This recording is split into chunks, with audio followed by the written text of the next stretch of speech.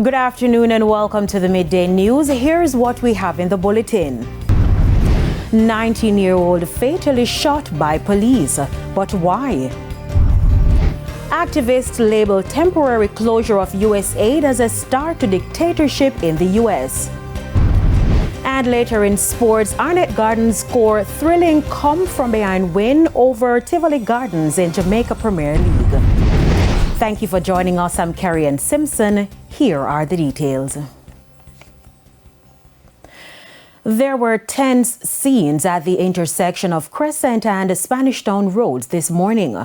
It follows the fatal shooting of a 19-year-old man by the police. Our reporter Kelisha Williams visited the scene and now reports.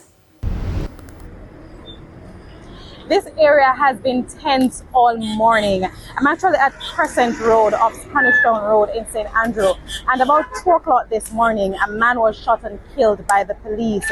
Now, this morning in response, residents mounted roadblocks, as you can see from the debris right here. But it was cleared by the police who, as you can see, they are still in the community because the area is still tense, as I said before. Minutes earlier, there were several residents in the community with placards, and they're appealing for justice because they're saying the victim, Brandon Reed, was innocently killed. Last night, after 3 years, he come out to go buy weed. When he come to buy with the shop locked, them a come back, and the police them that. All of my bed team like them now, again. Them shoot him up on the wall, jump on the wall, them shoot him and jump on the ground. Them still a fire and fight. Him go up on him knee and said, please no. On the can't see it, on the can't help me, no can't help me, man, me not scare me, you know.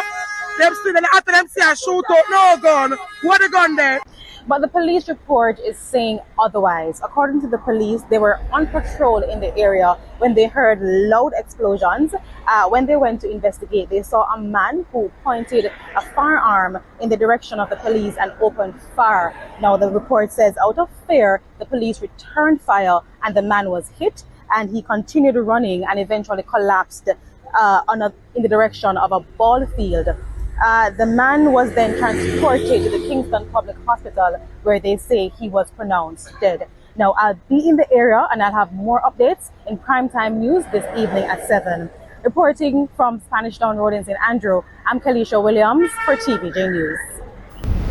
Thanks, Kelisha. Now to other news. While officials from local organizations who benefit from USAID remain mum on recent developments, overseas activists have been taking the Trump administration to task over its decision to shut down the organization.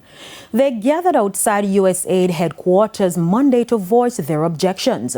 For one Republican, this is a slap in the face of millions. What the beginning of dictatorship looks like. When you gut the Constitution and you install yourself as the sole power, that is how dictators are made.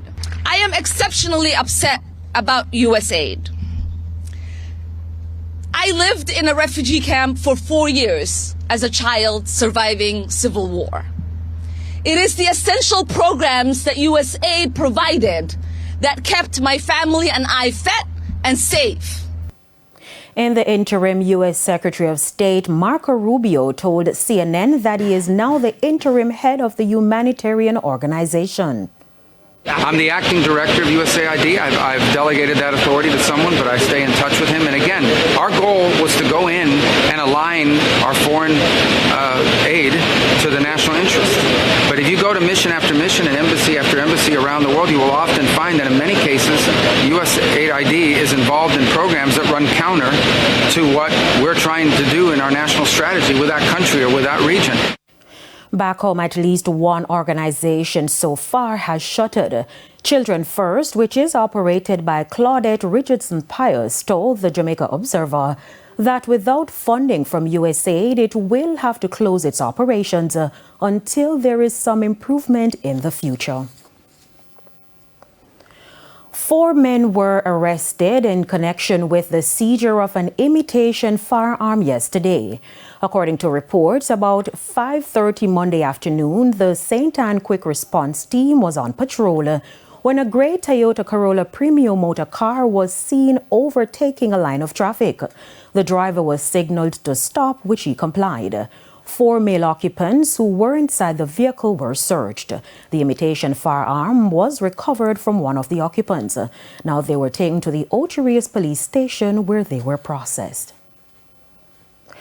Despite calls for a meeting with representatives of the St. Elizabeth Municipal Corporation, time is winding down for vendors in the Santa Cruz market to relocate or face losses. O'Shane Masters reports. 5 days and counting down. This as an uncertain future looms for scores of vendors in the Santa Cruz market. The vendors were given notice to move by February 9 by the municipal corporation, but they contend that the notice is not adequate and will also impact their sales. But despite their plea, Mayor of Black River and Chairman of the corporation, Richard Solomon, says a tour of the market uncovered several issues in need of immediate attention. He says the health department pointed out a number of deficiencies. Also of concern was the access to the facility by emergency responders, especially the fire brigade. One of the main complainants were actually the vendors. They are the ones who actually pointed out all the deficiencies and said that the market need immediate upgrading. We would have heard that call. Outside of them, we would have heard from the police too, who would have expressed to us that unscrupulous persons are harboring in the market space. So we have to address these matters. These are urgent matters. The chairman insists it's not a fight. Our main objective here is not to have a tag and war with our vendors, but to have a partnership. The vendors are still concerned about how the dialogue was done. They told TVJ News last week that some of the information from the corporation was not forthcoming. Me willing to move, but under this stress, me not pull it down. Me just fix up my shop. Just Christmas me fix up my shop. Just fix up my shop and paint everything. And it's very, very hard. It's hard, you know? When me look on the man, it's hard for me to have to really pull down my shop and I have nowhere to put it. When me have to put the ply them. When me have to go with the ply them.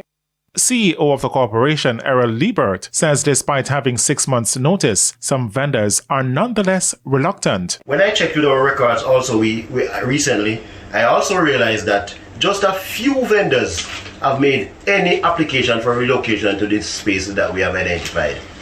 So I'm using this opportunity to really appeal to the vendors so that we can move forward with this process to really complete the process of application so that the contractor can commence work. O'Shane Masters, TVJ News. General Secretary of the People's National Party, Dr. Dayton Campbell, has weighed in on the trade war involving 3 of Jamaica's international partners. Amid that comment is also a warning to individuals he feels are using the political season to wrongly accuse politicians. More in this report. A meeting of PNP supporters and members of the party's leadership in northwestern St. Catherine. But it was the situation along the USA-Mexico and USA-Canada borders that took center stage.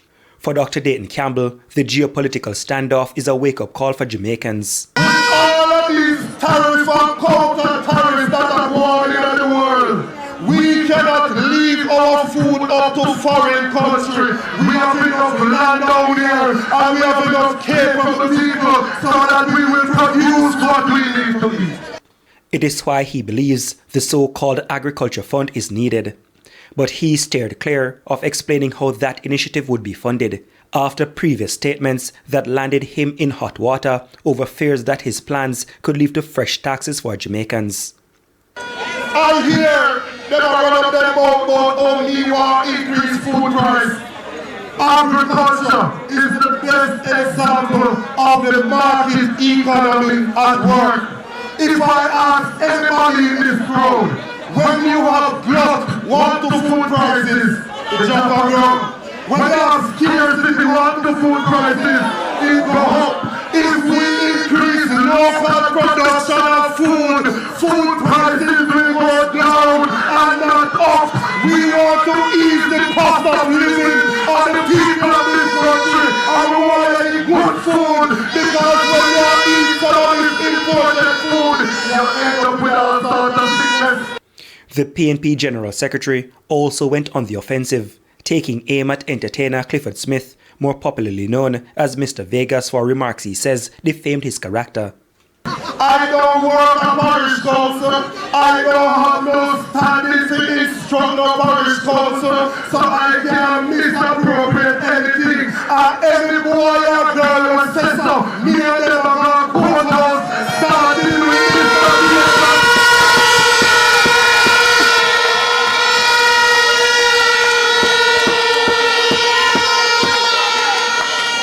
So Mr. Vegas, you better then go and take for yourself and pay some money because you cannot get it.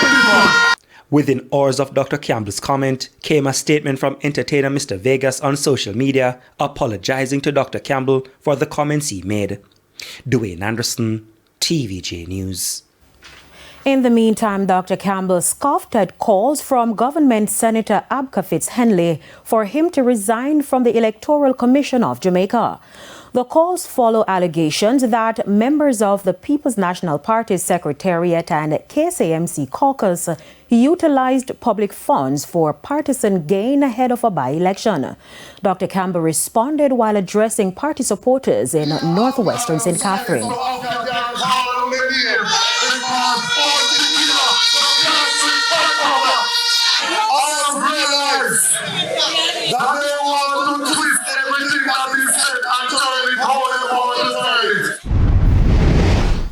And it's time for a break. Stay with us, more local stories when we return.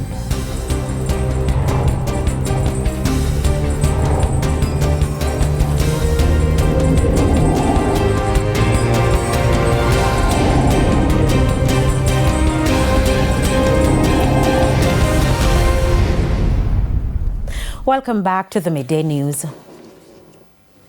Education Minister Dana Morris Dixon is emphasizing the need for more church involvement in schools.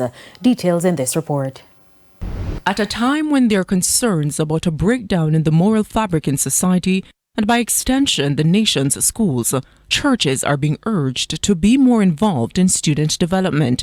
It is documented that a little over a third of schools in Jamaica are Christian-based.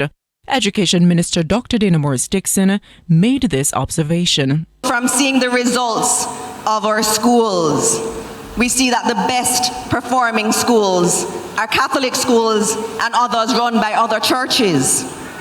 And when I look at my own personal experience along with that, it is clear that there is a role for the church in saving our children and our country. It's why she's urging churches to collaborate with schools and other stakeholders to assist in character development. I was at the Holy Trinity High School and I was there with Archbishop and I was there to see the start of a program where we had an underperforming school by the grades and the results. And I saw the church coming together, lots of persons in the church coming together, working with the private sector, working with the Ministry of Education to rescue that school, to say to those children that in spite of where you come from, in spite of all the challenges that you have, you matter.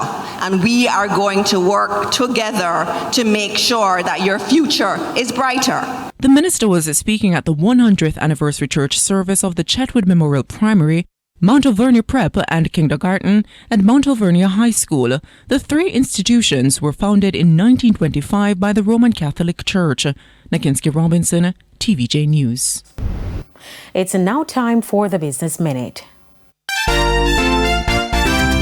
Data released by the Financial Services Commission, FSC, indicate that at the end of September last year, there were 364 active pension funds with a membership of 164,501 and assets of $774.44 billion. This represented an increase when compared with the 359 active pension funds with assets of $756.93 billion recorded at the end of June. The latest FSC report also revealed that the number of active pension funds, which existed in September last year, accounted for 98.98% of the industry's assets. Further afield, a new report provides a sobering look at climate change and the impact on real estate prices. The climate analytics firm First Street put out the study called Property Prices in Peril. The report estimates real estate prices will plummet by $1 trillion by 2055. Researchers say part of the problem is more and more people will leave areas where climate risks and insurance costs are too high. But the report was not all gloom and doom. While places like Tampa, Florida could see a major drop in home prices, as much as 25%, people living in parts of the Midwest may be among the most likely to be resilient over the coming decades. For the Business Minute, I'm Shane Masters. Time now for the top regional and international stories. St. Lucia Prime Minister Philip J. Pierre says the government will pay out the more than 30 million EC dollars in back pay to public servants before the island celebrates its 46th independence on February 22. He said negotiations with the Trade Union Federation are complete and an announcement will be made soon. Prime Minister Pierre said the government will commence the back pay disbursement on February 20, noting that it will be tax-free. On the international scene, El Salvador has offered to take in criminals deported from the U.S., including those with U.S. citizenship, and house them in its mega jail. The deal was announced after U.S. Secretary of State Marco Rubio met Salvadorian President Nayib Bukele during his visit to the Central American nation. Bukele, whose approach to gangs has won plaudits from voters but been heavily criticized by human rights groups, said he had offered the U.S. the opportunity to outsource part of its prison system. And thousands of residents are fleeing the Greek island of Santorini amid a wave of seismic activity. Some 6,000 people have left the island by ferry since Sunday, with emergency flights scheduled to leave on Tuesday. More than 300 earthquakes have been recorded in the past 48 hours near the island, and some experts say tremors may continue for weeks.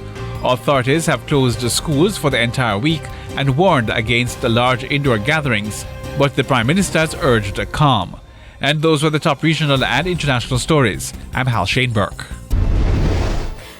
Thank you, Hal Shane. We now head to another break. When we come back, we'll have Midday Sports.